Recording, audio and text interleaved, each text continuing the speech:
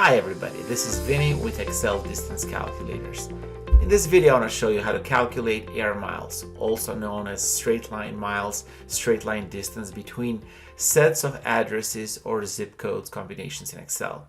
So let's say you want to calculate the straight line distance between a list of addresses and zip code combination or a combination of both. Our straight line Excel distance calculator is the absolute easiest tool to accomplish that task. So let me show you how we do it, right? First of all of our tools are done in Excel, so there is no installation required.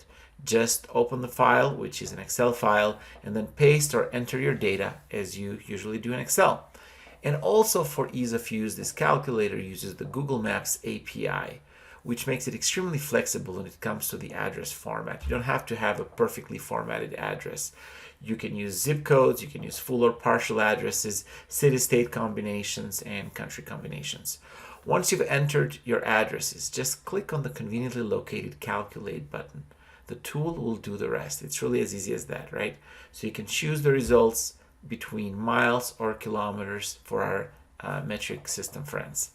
To download the tool, just click on the description in the video. It'll get you to a page where you can learn more about the tool, how it works and how to use it, and obviously to download and get the tool for your use.